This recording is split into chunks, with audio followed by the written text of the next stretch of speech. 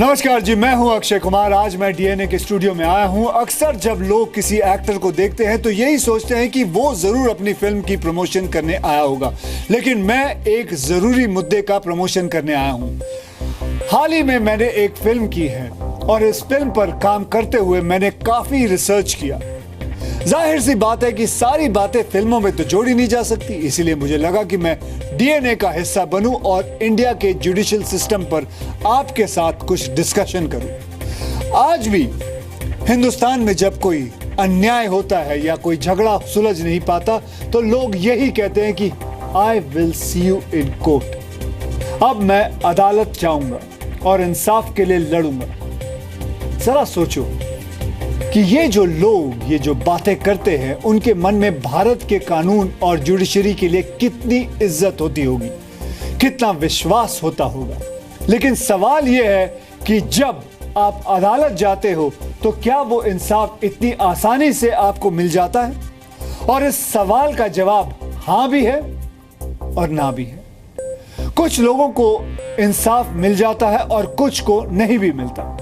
हमारे देश में इंसाफ पाने का रास्ता मुश्किल भी होता है और जी लंबा भी होता है। जिस देश में 3.5 करोड़ मुकदमे लटके हुए हों, वहां इंसाफ हमेशा रेड लाइट पर खड़ा रहता है। मुकदमों का ये ट्रैफिक जैम कब और कैसे खुलेगा, यही बहुत बड़ा सवाल है। हालांकि मुझे विश्वास है कि खुलेगा जरूर। इस सवाल पर ही मैं आप सबसे बात करने आया हूं। आज मैं आपका ध्यान इस मुद्दे पर लाना चाहता हूं। कुछ तो है जो ठीक नहीं हो रहा है और कुछ है जो ठीक करना पड़ेगा, बदलना पड़ेगा। आज मैं आपको कुछ आंकड़े दिखाऊंगा जो आपकी आंखें खोल देंगी हमेशा हमेशा के लिए। मैं निराश में विश्वास नहीं रखता हूं, आशावादी हूं मैं। तो चलिए शुरू करते हैं आपसे मेरा आज का ये सवाल। अब मैं आपको भारत की न्यायपालिका से जुड़े हुए कुछ आंकड़े बताना चाहता हूं। इस समय देश के अदालतों में करीब 3 करोड़ से भी ज्यादा मुकदमे लटके हुए हैं, यानी कि पेंडिंग है। इनमें से करीब 60,000 केसेस सुप्रीम कोर्ट में पेंडिंग है, जबकि देश भर के हाई कोर्ट्स में 2013 तक 41,53,000 मुकदमे पर फैसला नहीं हो पाया है। देश में जजों की इतनी कमी है कि अगर इंसाफ समय पर मिल जाए तो वो रिसर्च का विषय बन जाता है। आपको जानकर हैरानगी होगी कि भारत में हर 10 लाख लोगों पर सिर्फ 17 जज हैं, जबकि 1987 में ही लॉ कमीशन ने 10 लाख लोगों पर 50 जज होने की सिफारिश की थी।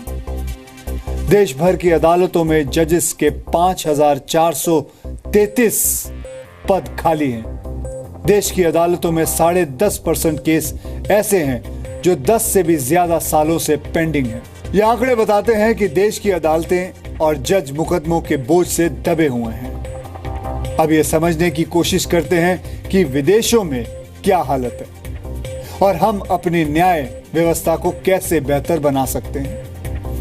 भारत में 10 लाख लोगों पर सिर्फ 17 जज हैं, लेकिन अमेरिका में 10 लाख लोगों पर 107 जज हैं।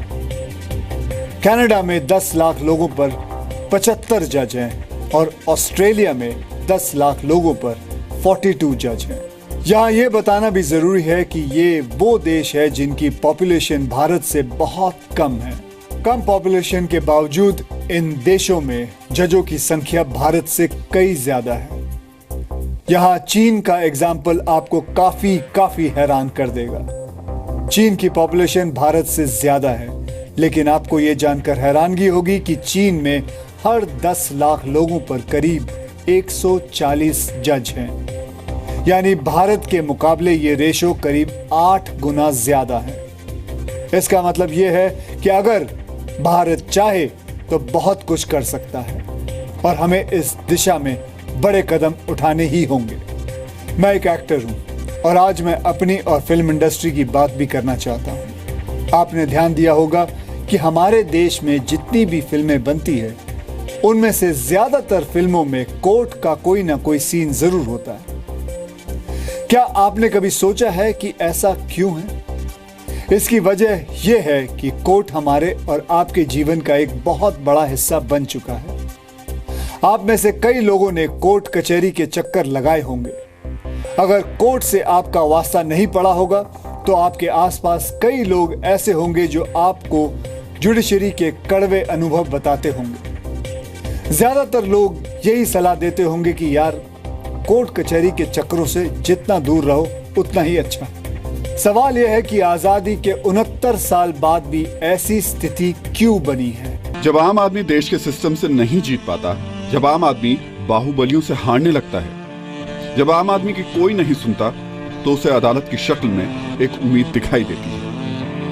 वो उम्मीद जिसके सहारे वो अपनी खोई हुई इज्जत वापस पा सकता है। वो उम्मीद जिसके सहारे वो बेईमानों को उनकी असली जगह पहुंचा सकता है। वो उम्मीद जो उसे सफेद झूठ बोलने वाले सिस्टम से लड़ने की प्रेरणा देती है। लेकिन उम्मीदों का गट्ठर उठाए जब आम आदमी अदालत के दरवाजे पर पहुंचता है तो वहां पहुंचकर उसे समझ आता है कि उसे अदालत के फैसले और अपनी जीत के बीच लंबा सफर तय करना होगा। इस सफर के दौरान वकील महंगे हो जाते हैं, जज बदल जाते हैं, फाइलें मोटी हो जाती हैं, अदालतों की दीवारें पुरानी होने लगती हैं, मौसम आने जाने लगते हैं, लेकिन अदालतों से आस लगाने वालों का आंगन सूखा ही रहता है।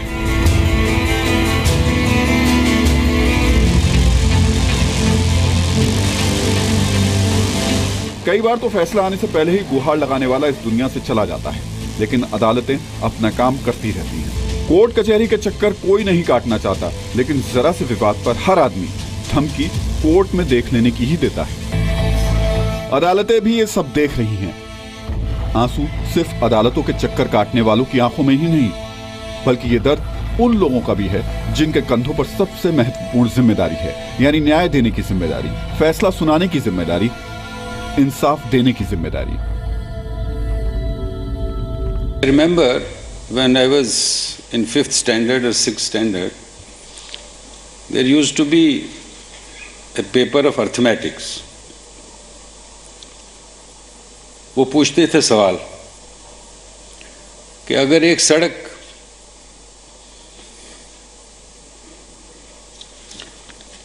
पांच आदमी 10 दिन में बनाते हैं, वही सड़क अगर एक दिन में बनानी हो तो कितने आदमी चाहिए?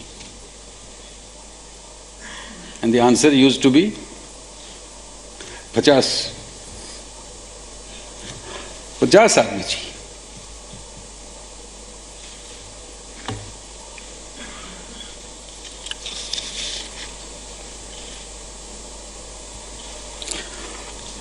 अठतीस लाख 68,000 केस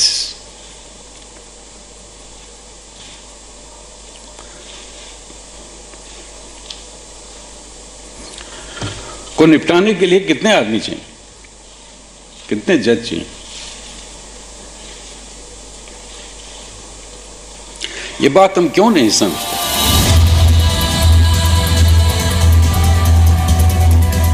अदालतें मिनटों में न्याय नहीं कर सकती।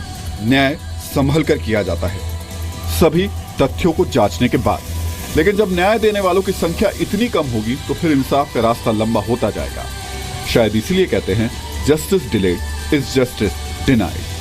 Prime Minister of this country, you would have known that we started the Supreme Court in 1950 with 1 plus 7 judges, 8 judges in the Supreme Court.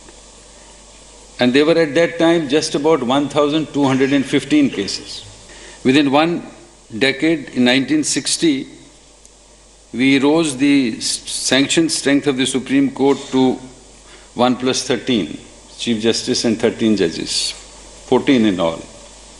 And the cases rose to 3,247. In 1977, the strength was raised to 1 plus 17, 18 judges in all. And the cases rose to 14,501. In 1986, there was another increase in the Supreme Court judges' strength. It became 1 plus 25, 26 judges. The cases rose to 27,881. By 2009, the strength rose to 1 plus 30, which is the current strength, 31 in all, and the cases rose to 77,151. By 2014, with a strength of 31 judges, we had a backlog of 81,583 cases. कानून के हाथ जरूर लंबे होते हैं, लेकिन कई बार न्याय दिलाने में मदद करने वाले वकीलों का दिल बड़ा नहीं होता। वो अपने मुवक्किल से मोटी फीस तो जरूर वसूलते हैं, लेकिन न्याय दिलाने में अक्सर देर लगा देते हैं। हाँ, अगर न्याय मांगने वाला अमीर और रसूखदार हो तो उसे बिना जंग लड़े जस्टिस मिल जाता है, जबकि बाकी लोगों की उम्मीदों को सिस्टम की दीवारों पर लगा दीमक खा जाता है। लेकिन फिर भी आम आदमी की उम्मीद खत्म नहीं होती, क्योंकि उसे उम्मीद होती है कि वो न्याय की देवी, जिसकी आंखों पर पट्टी बंधी है, बिना किसी भेदभाव के सही फैसला जरूर सुनाएगी। उसका तराजू सबूतों को तोलता है, आदमी के रसूख को नहीं। उसकी तलवार अन्याय को काटती है, उम्मीदों को नहीं। और उसका फैसला कार्रवाई को मुलतवी करता है, उम्मीदों को नहीं। ब्यूरो रिपोर्ट, जी मीडिया। जहां आपको एक हैरान करने वाली बात भी बताना चाहता हूं। काला कोट पहनकर और हाथ में कानून की मोटी किताब उठाकर कचहरी में टहलने वाला हर व्यक्ति सच में वकील ही हो, इसकी कोई गारंटी नहीं है। बार काउंसिल ऑफ इंडिया आजकल देश की अलग अलग अदालतों में प्रैक्टिस करने वालों वकीलों को वेरीफाई कर रही है। इस प्रोसेस में बार काउंसिल ऑफ इंडिया ने यह अनुमान लगाया है कि हमारे देश में कम से कम 40% वकील नकली हैं। ऐसे वकीलों में से कुछ वकील फर्जी डिग्री के आधार पर अदालत में प्रैक्टिस कर रहे हैं, जबकि कुछ ऐसे भी हैं जिन्होंने कभी भी कानून की कोई शिक्षा हासिल ही नहीं की। वेरिफिकेशन की यह प्रोसेस अभी जारी है, इसलिए यह बता पाना मुश्किल है कि देश में किस हिस्से में सबसे ज्यादा फर्जी वकील हैं। लेकिन इतना तो जरूर है कि हमारे सिस्टम में बड़े पैमाने पे बेईमानी हो रही है। आपने देखा होगा कि हमारे देश में बहुत सारे वकील ऐसे होते हैं जो लोगों को इंसाफ दिलाने की बजाय अपराधियों को बचाने में जुट जाते हैं। इसके लिए सबूतों को मिटाया जाता है, गवाहों को खरीदा जाता है, कई बार चालाकी से मुकदमों को लटकाया जाता है, लंबा खींचा जाता है। और इस सब के बीच जो आदमी इंसाफ के लिए कोर्ट में गया होता है वो निराश हो जाता है। ऐसे बेईमान वकील अपनी जिम्मेदारी से बच नहीं सकते। यहां मैं साफ कर देना चाहता हूं कि सारे वकील बुरे नहीं होते। वकीलों के बीच भी अच्छे कुछ लोग मौजूद हैं और वो अपना काम पूरी ईमानदारी से करते जा रहे हैं।